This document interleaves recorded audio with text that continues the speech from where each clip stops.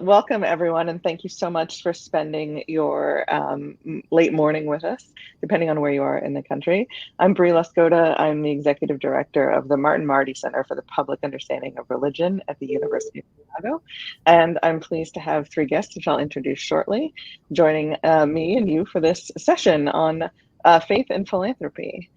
Faith has always played an important role in individuals' motivations for giving.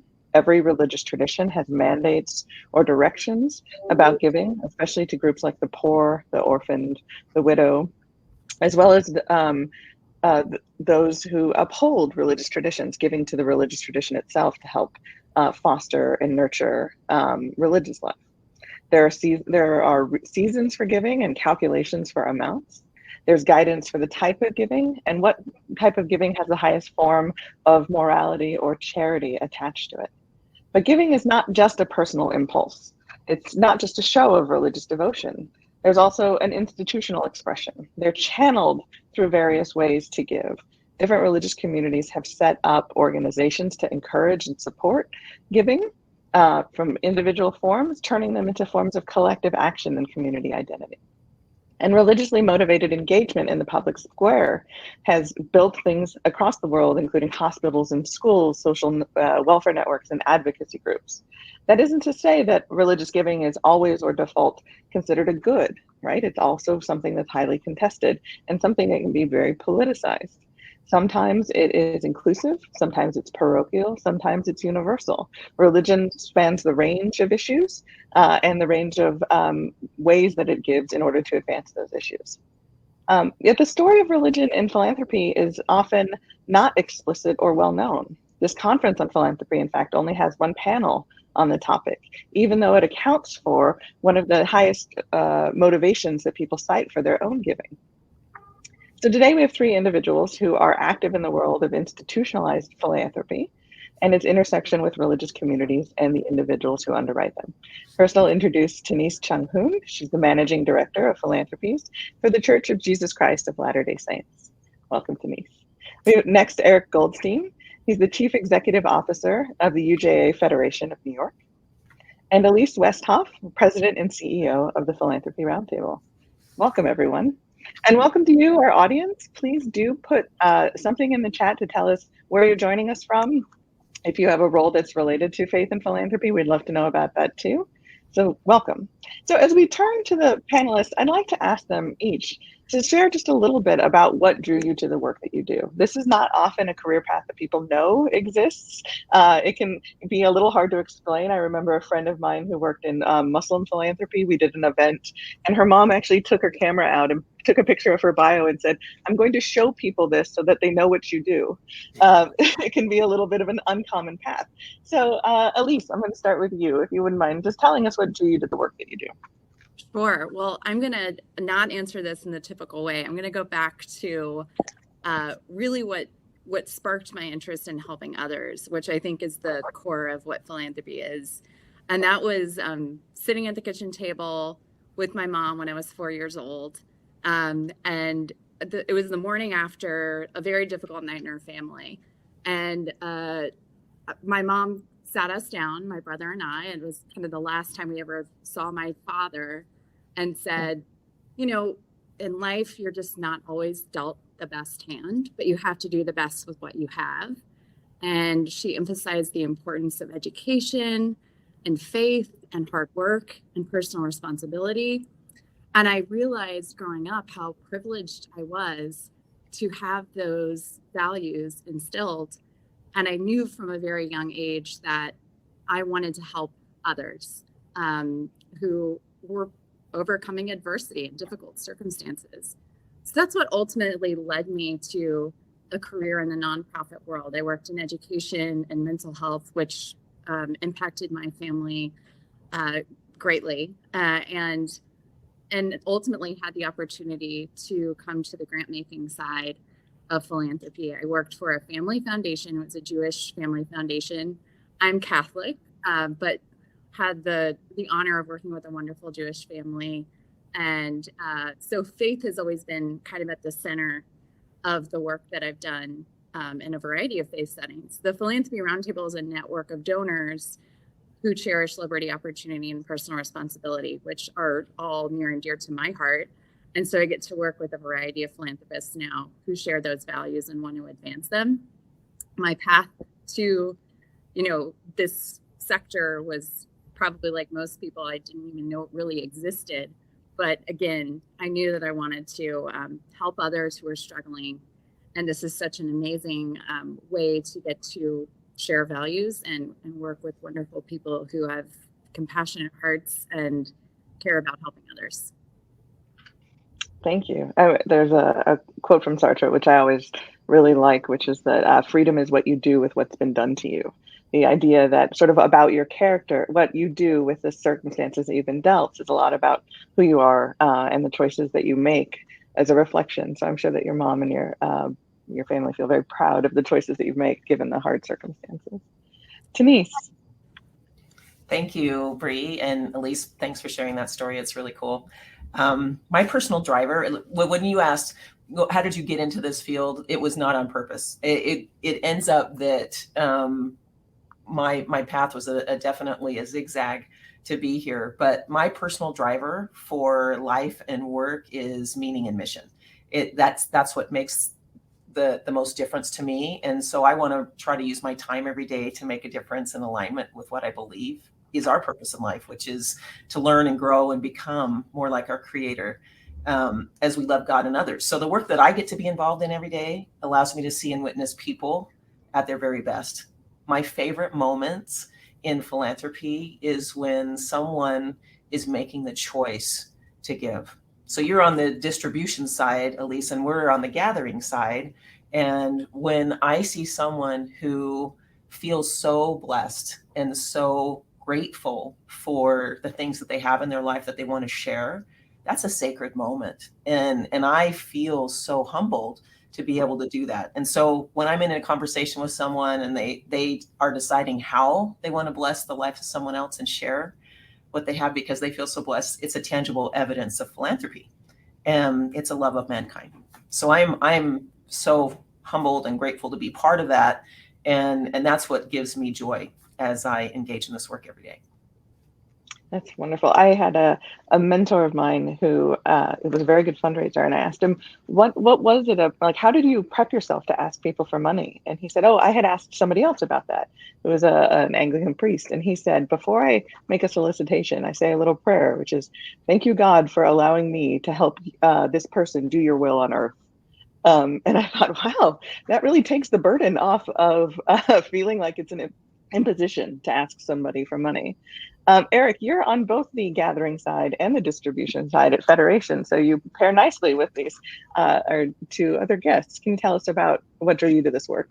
Sure, very much so, and it's, again, great to be with all of you. So Judaism and philanthropy have always been an important part of my life, but guests like Denise, my road to this work has been anything but traditional. I actually come from a long line of lawyers, and joined that line, in fact, litigators, and spent 31 years working at a large New York law firm that I happily worked at.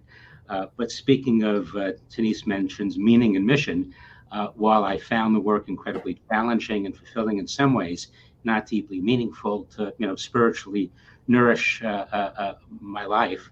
And so I'd always been involved actively as a volunteer, communally, philanthropically, and particularly we'll get more into the philanthropic model that is UJA Federation, but I was always drawn to UJA Federation because it brings together the Jewish community to take care of the needs of the community, but also our vulnerable neighbors beyond the Jewish community. And I've always seen it as a wonderful philanthropic model. I joined its board, I then joined its executive committee. I then became its vice chair of the board.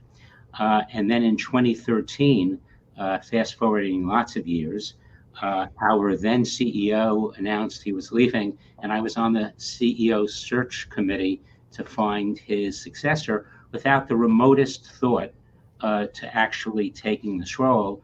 And around 2 months into this process, he said to me, he asked me to come to lunch, and we had a wonderful relationship, still do. One of the icons of Jewish philanthropy, John Risquet. And he said to me, why don't you think about getting off the search committee and becoming a candidate? And he asked me a question. It took me months of agonizing decision making to get to the point of doing it. But he said to me at that lunch, what do you look forward to most in your week at this point? Is it your legal practice or is it your communal work? And if it's the communal work, then, why not make the move? Now, it's not quite so simple. As a volunteer, you get to cherry pick precisely what you want to do and what you don't want to do. Not the same when you take on a professional role. But agonizing though it was, had I known then what I know now, I would have made the decision much more quickly. But that's how I come to this work.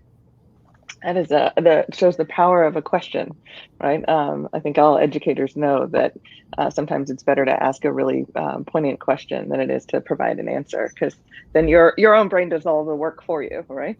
It rattles around in there. So, since you brought up the way that Federation was organized, can you talk to us a little bit about the role that religion plays? And, it is a Jewish institution. It's been around for 100 years, more than 100 years conceptually in the United States. So what does, how do they intersect? What is the purpose of Federation?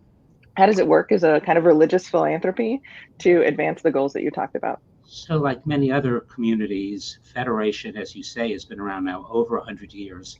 It was created sort of importantly in 1917 as World War I was raging.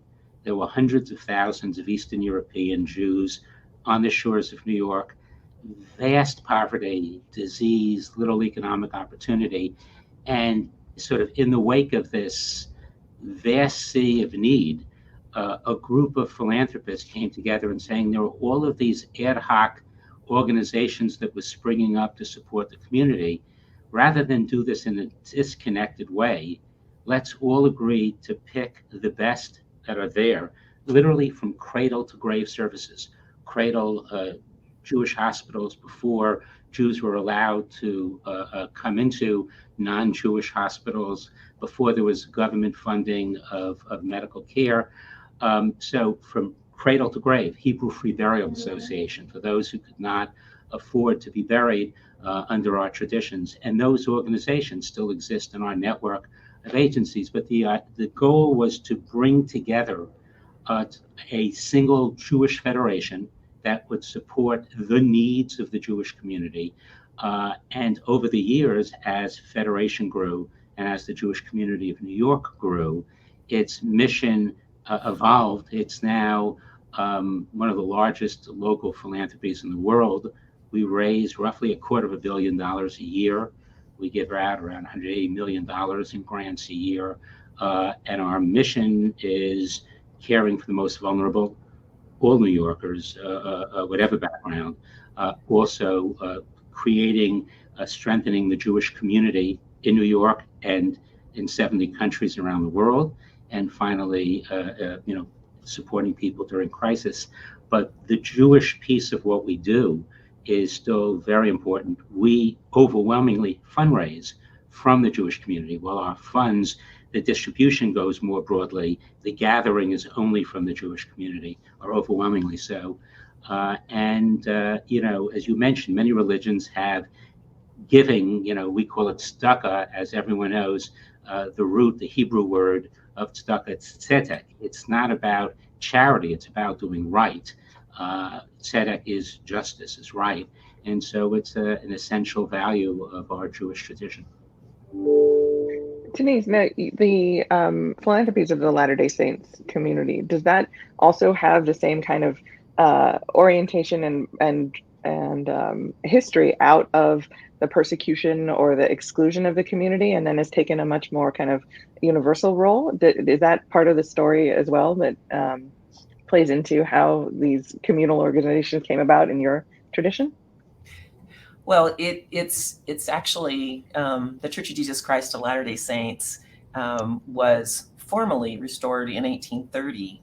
And so it's been going for a long time. And as you mentioned, they really did suffer from significant persecution in the early stages.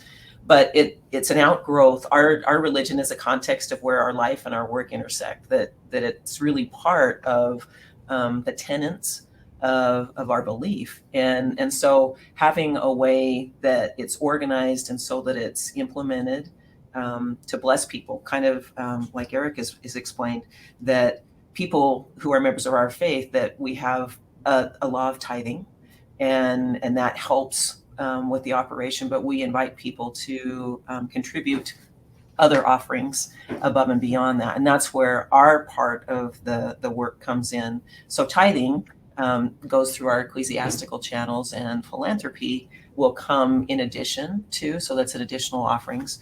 And our formal Latter-day Saint charities, which is our distribution side. So I'm the gathering side of the coin on philanthropies, but charities is the distribution side.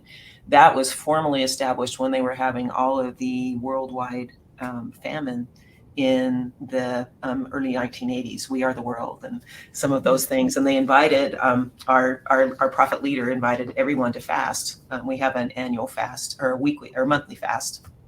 And people contribute and sacrifice what they might have used for those meals to the church so that they're able to use that. And what was gathered there was the beginning of Latter-day Saint charities. And that since 1980, billions of dollars, as well as hundreds of countries and projects and things throughout. And that's in addition to education and missionary efforts and other things. And so from a formalized standpoint, people are invited to contribute to their communities and contribute to the priorities and causes that the church is focusing on.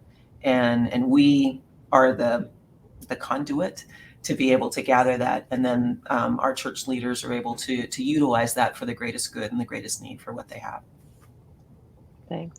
Now, Elise, your organization is not organized similarly, right? You're not taking from part of a religious community and then making distributions on behalf of it. You're a collection of donors, I'm sure many of whom have faith as part of their motivation or even their hope for giving, right? The institutions they give to part of their strategy. Can you explain a little bit about the role that faith plays in the way that you intersect and you're organized? Yeah, absolutely. So we have about 600 philanthropists who are part of our community. Again, all committed to the values of liberty, opportunity, and personal responsibility. But faith-based giving is a huge part of our community. We have many different faiths. We have a lot of Jewish philanthropists, Catholic, Christian, LDS. I mean, really people from all faith backgrounds involved. And they have a variety of different ways that they approach their giving. But I would say that it's really a very key part of many of our philanthropists giving is faith-based giving. And I think I can speak from like sort of a higher level Bree to some of the points that you were making earlier about the importance of the faith-based giving in the landscape of philanthropy. Even though we know that there are some declines in religion and religious giving, it's still the largest subsector of philanthropy in terms of the allocation of dollars. So at 28%, according to Giving USA in 2020, which is very significant. So it's an area I think that we all know really can't be ignored and is incredibly important. So we have faith-based givers who give to their churches and synagogues and also just to some of the other services that Eric and Denise talked about, just supporting their communities and really reaching out to them. So really a variety of ways that plays out in our community. I'm getting a little bit of feedback on the sound. And so if I'm going to just ask everybody to mute themselves when they're not talking, and we'll see if that makes the sound quality a little bit better for us all. You mentioned that there's a decline in religiosity or a decline in the numbers of religious affiliation, right? And if religion has played a role in the backbone, at least in my scholarship, I call it critical social infrastructure, right? The way that society sort of organizes itself to deliver on many of its goods and promises. We can kind of take for granted that there is an assumption that religion is in decline, and that is true across many demographic markers and geographies. But aside from the story of decline, that doesn't mean a story of non-vitality. It doesn't mean a story of a place where people are not still presenting a lot of energy. In fact, it is still a pretty vital component of both, our economy, right? What religious organizations bring to the economy, but also in the way that we're socially organized. So, what generational shifts are you beginning to notice right now? Maybe Elise, I'll start with you on that. Um, because you have such an interesting collection of donors and philanthropies, you must be seeing some of the generational shifts play out in front of you. Well, interestingly, if you look at the statistics in terms of the actual philanthropic dollars, um, the younger generation is about where other generations were at their age in terms of their philanthropy and their religious philanthropy. So that is a good sign. It means, typically people give more when they have more income, when they're more established in their lives and careers, when they're not, maybe raising young children. So I think from a philanthropic perspective, the signals are there that there is that we are not going to see a major decline in just young people engaging. That being said, anecdotally, I think we all know I have a young family, Catholic, and there's a lot of concern, in the Catholic Church about young families not showing up in the pews and being as engaged as they were in the past. And I think, that speaks to some of the broader trends of just lack of trust in institutions, and some of that is earned, and particularly in this case. But I think, people still see the value. And I think, again, going back to our earlier conversation about what the pandemic did for everyone, I think a lot of people saw the value in like that gathering together and the finding community with people and connecting with them. And I think it's an important part of our society. It has effects on mental health. It has effects on a variety of different things that we all care about. And so I feel hopeful. I think most of us that I've talked to do feel hopeful that the younger generation will get to the same point that some of their older counterparts eventually get to. Eric, in the sort of one of the challenges to Jewish philanthropy has been the rise of the Family Foundation, right? In the 90s, that really sort of changed the way that Jewish philanthropy looked, and it contested this notion of communal giving. How has that trend played out over the last 30 or so years? And what are you seeing as the future for Jewish philanthropy? Even before you get to the rise of the Family Foundation, which is, as you say, very much changed the mindset around federated giving to being much more individually focused in your own foundation, and that's continued to increase and remains clearly a trend. Even before that, yeah, and you're going back a couple of generations now, but 50 years ago, if you were Jewishly active in a philanthropic way, you were precluded from, it being involved in the hospital or the museum or the concert hall. One of the blessings of America is the acceptance across faiths, and Jews have been welcomed into every civic, charitable institution. So once upon a time, federation was almost the only game in town if you wanted to be philanthropically engaged. And now there are many, many ways, which is a blessing. But as you say, too, the role of, and I think we're much more, we want to do it ourselves. We're a generation of me as opposed to we. There are lots of books about this. Late Rabbi Jonathan Sachs wrote a book right before his death about how we've lost the culture of we and connectedness, and we're much too individualistic in our approach. But there's that. I think there's also a sense that, federation was once perceived as, it was referred to for decades as the Jewish tax. If you wanted to be a Jew in good standing, as it were, you'd give to federation. And now, almost as a matter of trust, this is what you did, and we were appropriate stewards. I think generationally, I think this is good. People, want to see your impact. They're much more data-driven. Show us how you evaluate grants. What's your overarching vision, mission, structure, strategy, so that people are more comfortable, then I think that's a good thing. I think beyond that, there's also a focus more. We're still giving half of our funds go to caring for the most vulnerable. It's a traditional social service function. And I think increasingly people are focusing in younger generations on social justice related, activities. Again, I'm not for a moment questioning their important value, but there's a trend towards that. And finally, though, in a positive way, and picking up on what Elise said, we did a survey in the New York Jewish community of the impacts of COVID, and some very, very disturbing, as you'd expect, challenges, mental health challenges, unemployment, domestic violence. The increasing need is really pretty sobering. One of the, from our perspective, interesting findings, 20% of our community felt more engaged and connected to Jewish community during COVID, and only 3% felt less engaged. I think this experience has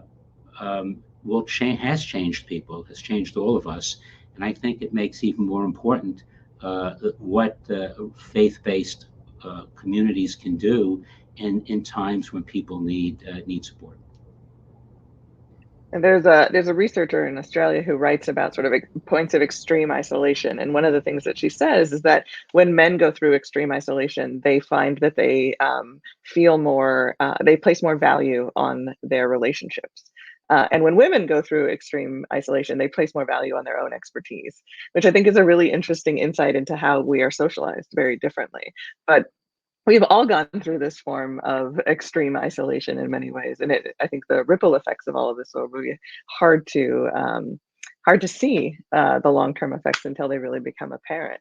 Denise, in the LDS Church, in the Latter-day Saints tradition, have you been seeing generational shifts that are similar to Eric's, so interested in social justice orientation and not just in addition to the charity, interested in these kind of metrics and orientations? Absolutely. In my observation, while there has been an increase in concern and awareness, the Gen Zs, that they really are, they are a digital generation. They are connected to what's happening, not just in their neighborhood, but around the world.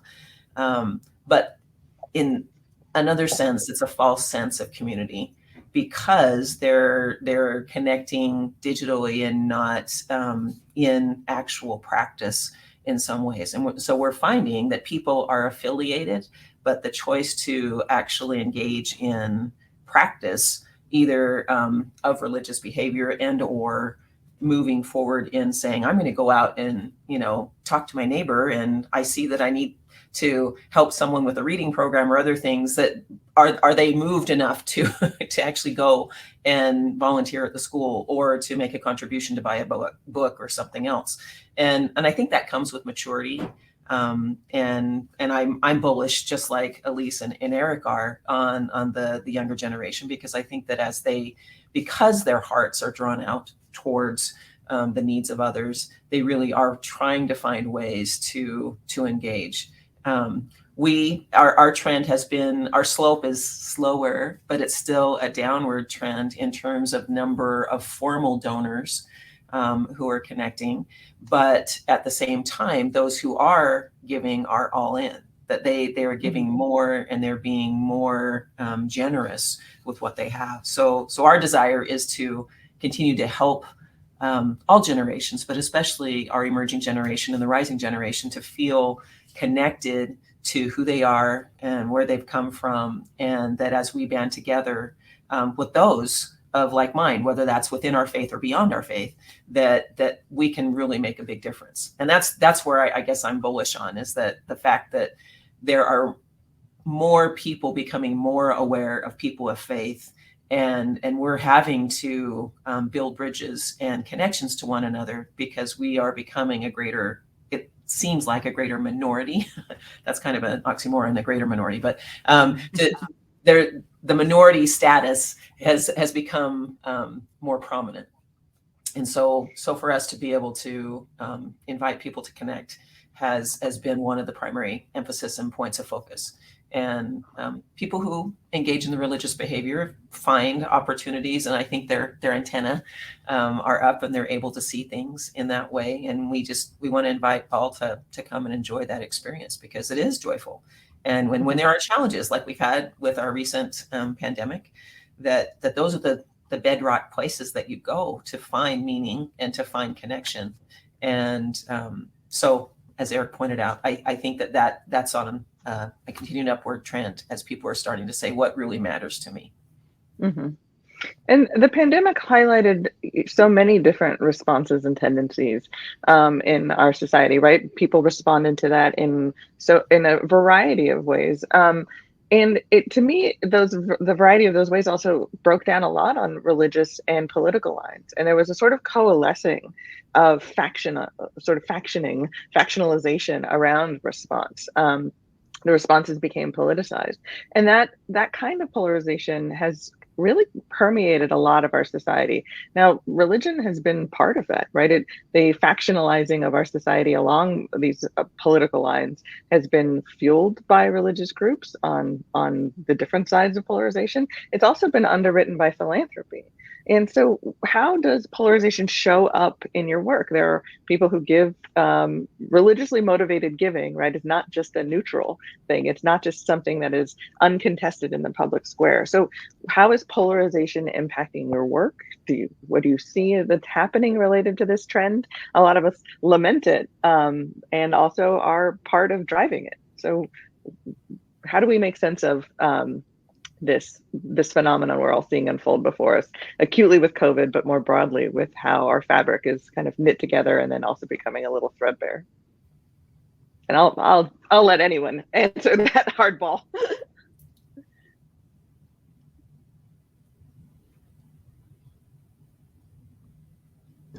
I guess we're all being too polite. But look, we know that long before COVID, religion has the power to both be unifying and bring people together across difference. And we have incredibly painful thousands of years of history of how religion has, really set people apart and been the source of enormous polarization, extreme violence, extremism. There's a provocative book, provocatively titled by a deeply religious Jew named Daniel Hartman, that's called Putting God Second, How to Save Religion from Itself. And his focus is, how does a monotheistic religion, so often, not live up to the ethical ideals of our religion, and how, frequently religion is the reason for dissension and divides and demonization. And so, look, I think this is we in New York are increasingly seeing faith-based organizations as an incredibly important way. So we come together now with Catholic Charities on a regular basis, with Federation of Protestant Welfare Agencies. We tackle community challenges together across religions, recognizing difference, appreciating difference, but seeing it as a way of coming together. But there's no question that it's an enormous power for good or for bad, depending on how it's applied. And in fact, I was at a meeting with the mayor yesterday where he spoke about how faith-based initiatives he thinks are critical to bringing New York back together in this very divided time. And he's put together a whole faith-based program, different than what existed before, to really bring faith-based leaders to help change, to address anti-Semitism, to address AAPI violence, to address violence against the Islamic community, and to bring faith together to try to address it.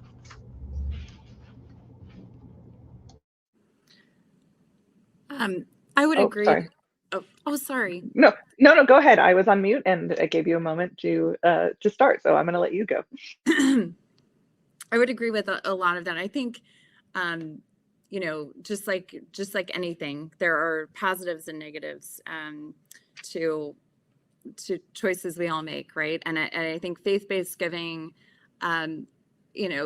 certainly religion has had its issues and conflicts, and certainly there are negatives there. But I think for the most part, in the community that I see, the good that is being done through faith-based giving is really impossible to ignore. And going back to just earlier comments about just helping the community through very difficult times. I mean, there are great examples of actually, you talked about issues that have become politicized.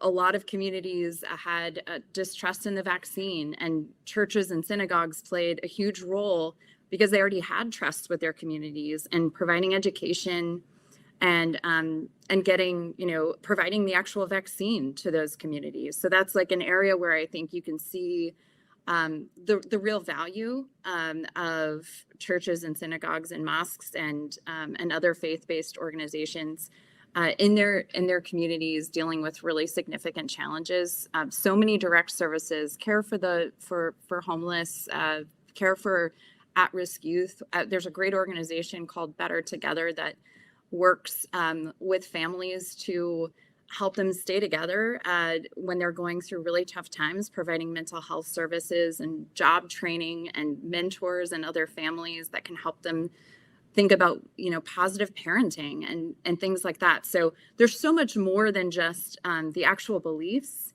of the religion that is being done through faith-based giving. And so I would say, by and large, the contributions to society far outweigh the negatives in my mind.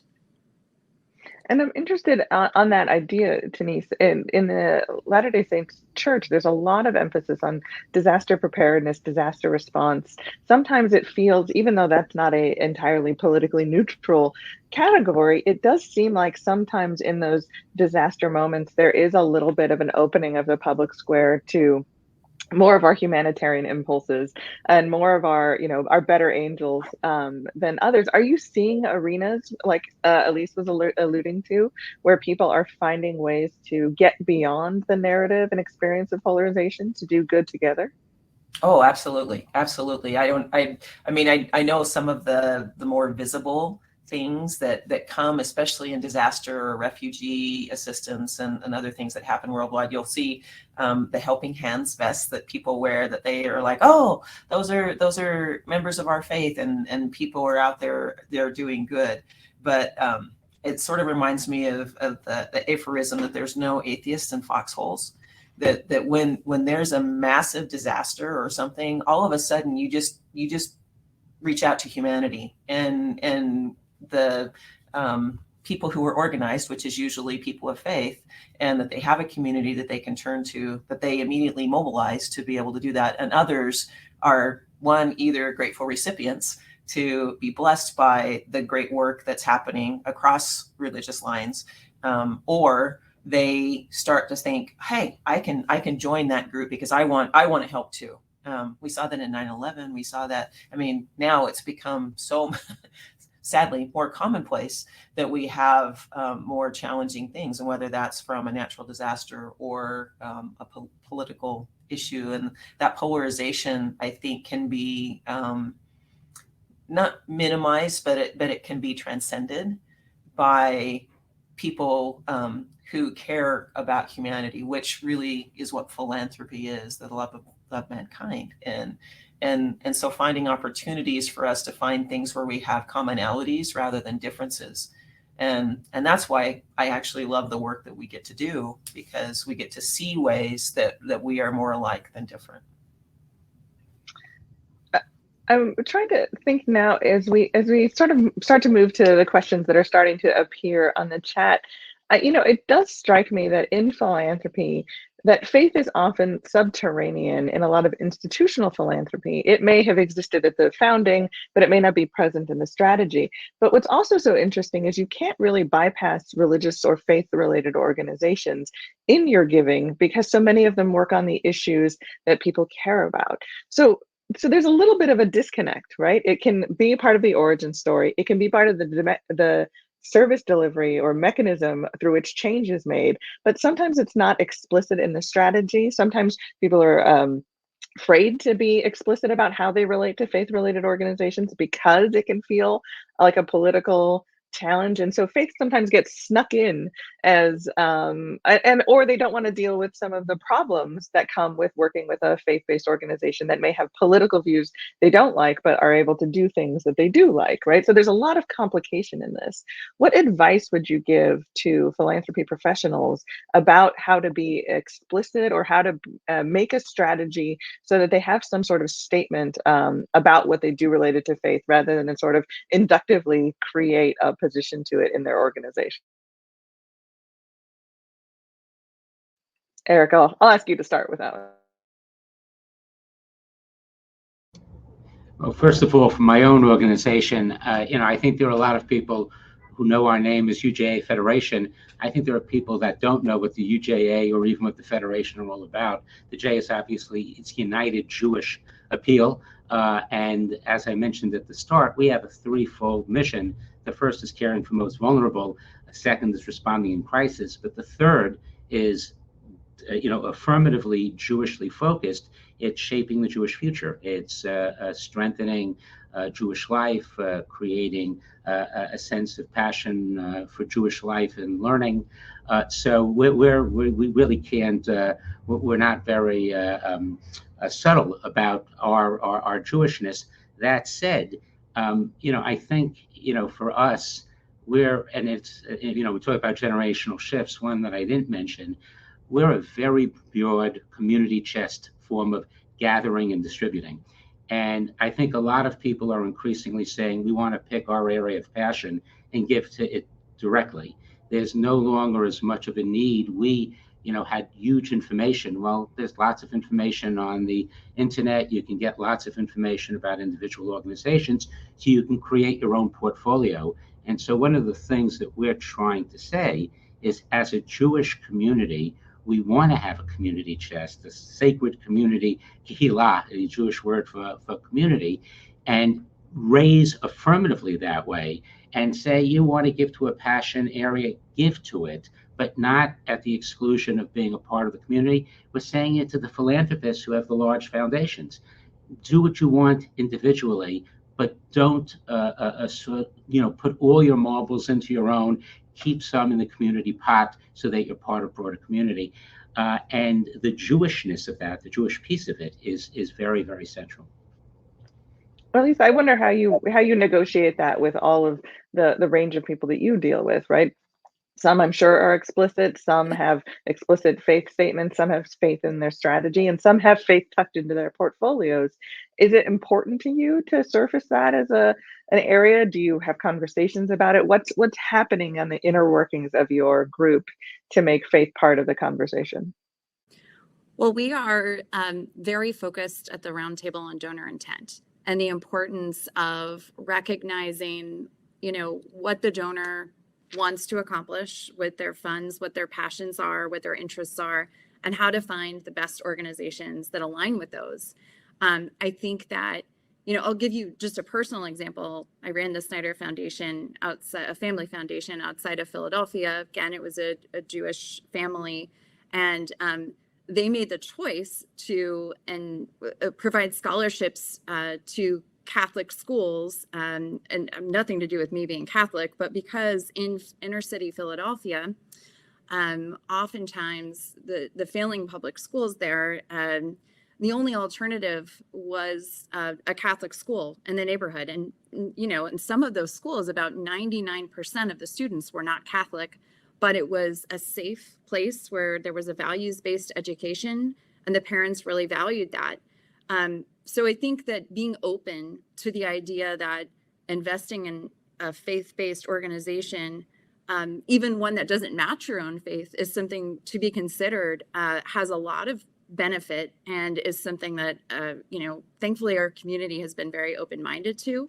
But ultimately, I think a successful funder-grantee relationship is based on mutual goals and being clear about what those are, and making sure that the values align, and that the donor intent is the intent of the donor and the intent of the organization both align.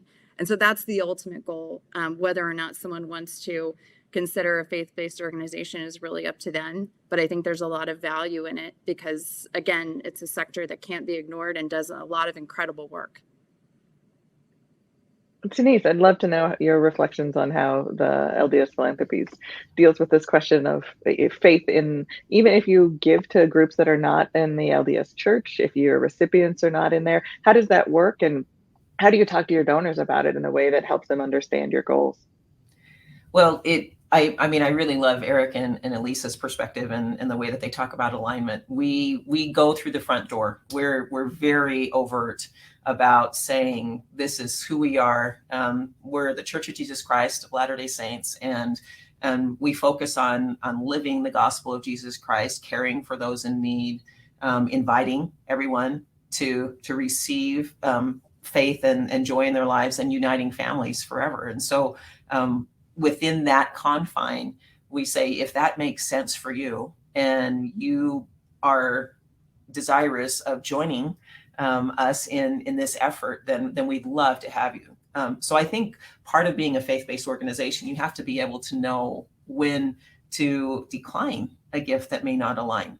And because I've worked in higher education, and sometimes some institutions are willing to follow the money rather than following the mission. And we are very conscientious and disciplined about being clear about who we are. And we want to respect that for others as well. But if that doesn't fit for us, then we would say, we love what you would like to accomplish, but it might be better if you go to the Philanthropy Roundtable or to the UJA to be able to accomplish this, because that's not something that we do. And so we want to be able to develop that trust and confidence so that when they do invest and be part of the efforts that the Church of Jesus Christ is involved in, that they know what they're getting, and that it can be authentic, and that we can have integrity there. I noticed a question that they talked about generosity and funding and voluntary action. And we talk about time, talent, treasure, and testimony, that when those four are combined together, that there is so much power. And that's where that individual feels complete alignment with who they are and what their values are. And so my counsel to any philanthropists or any of those who are inviting philanthropy, that we want to make sure that that individual can be authentic and that they can do something in alignment with what they believe. And that's where the greatest joy and the greatest power comes. And so to find the organization that matches your tenets and your values, then that's where you're going to be able to find success as well as joy. It's great, and you sort of started to address the question that Esther Larson asked about the propelling of generosity and faith together. Rachel Steinberg from UNICEF USA has asked a question which points to a sort of directionality position change from the questions I've been asking, which is, what types of secular organizations are faith-based organizations looking to give to? So rather than thinking about faith-based organizations as the place, and then they give to other faith-related organizations, or looking at secular philanthropy to give to faith-related organizations, she's inverting a little bit of the frame that I was using, which is, what type of secular organizations are you willing to partner with? What do you look for in a good funding recipient? And how should a secular organization approach religious philanthropy if religion is not part of what they do? Look, in the context of UJA Federation, I think that many unfortunately don't know, the entire social service sector, while largely funded by government, is actually run by nonprofit sector. And these government contracts don't remotely cover, at least in New York, the direct cost, let alone the indirect cost of providing the service. So philanthropy is critically important in order to sustain the social service sector as we know it. And we give to many, many organizations that support the needs of the most vulnerable, who are the best at what they do, who are filling gaps in needs in community, irrespective of faith, And, while some of our grantees and long-term partners, as to your comment, that were created as Jewish entities, but today they may have some Jewish value, but their overwhelming client base is non-Jewish. We give to them, but not only to them. It's who is around in the community at this point who we can partner with. And as I said, we are now in the wake of COVID. One of the, I think, positive developments philanthropically is there are tables that have been created. There were a bunch of major philanthropies, Bloomberg, Ford. We were early parts of a table that came together about a united COVID response fund.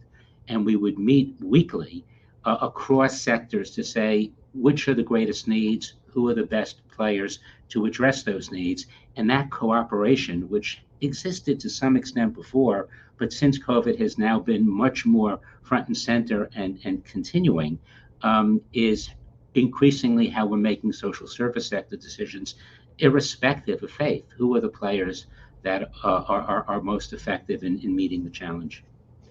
So faith for you is not a barrier, and it sounds like alignment, excellence in service delivery, and meeting population needs. Would you all agree that that's a good way to think about? UNICEF is probably well positioned for that. Maybe Denise, do you want to weigh in? I would just say absolutely that we look for alignment and being able to accomplish it because the interest is helping those in need. That doesn't have a faith line or even a social sector line, and we look like Eric and their team do. What's the organization or the entity that might be best positioned to accomplish that, so that we can help not only be efficient but effective, and we will partner sometimes from a financial standpoint, rather than saying, hey, we're going to build the infrastructure ourselves and do it, because it would take longer and it wouldn't respond to the needs in a timely way.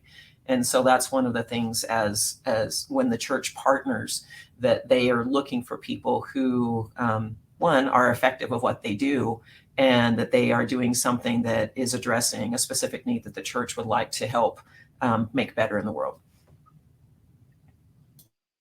Elise, any reflections from your collection of donors? I would say the majority of our donors, even those that have a strong faith focus, are giving to secular organizations as well. I think it's just to add to what both of my co-panelists have said, I think that in partnership is incredibly important. And at the end of the day, it's really about finding effective organizations that are helping those in need and improving lives, and whether or not they're faith-based or what faith they're from is usually secondary to most of the philanthropists in our community.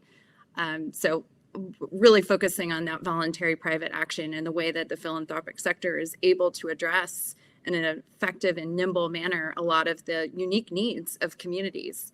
And I think that's the important part of this. And so that combination is really important.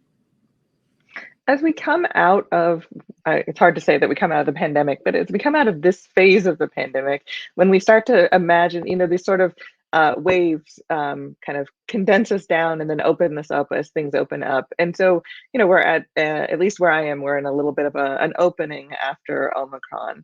And maybe we'll have an opening and maybe we'll have some degree of normalcy and say, 1 to 3 years. What are you thinking about and predicting, and how are you sort of aligning your choices and strategies to deal with some of the fallout or the opportunities that might come as a result of this new phase of humanity that we're we may be in a post-pandemic world? Have you started to cast your gaze to the future of life beyond COVID and life dealing with the implications of COVID? And are there any thoughts that you want to offer about what that might look like? Very briefly, because we're almost at the end.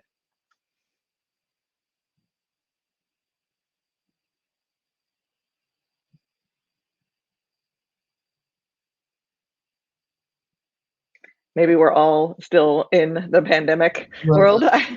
Look, we're clearly hoping. In fact, we're now looking at what are the lessons of COVID? How do you seek to, not simply go back to the status quo, but recognizing the lessons of COVID, how you adapt in a new way. We're looking at, many of our organizations, some of which are, early 20th century models and structures, how you might reshape them to have greater efficiency, bring startups, many of which we support, that have typically been outside the worlds of some of our larger, Jewish community centers and other longstanding partners, how we can embed some of the best, to operate this is an opportunity to create a philanthropic ecosystem that's just a more efficient, effective one, and that meets the needs of the community, not of 50 years ago, but of today and tomorrow. I also think, look, technology, we're all zoomed out in many respects, but there are dimensions to technology and how we've operated during COVID that will clearly guide us going forward. There have been some positive dimensions.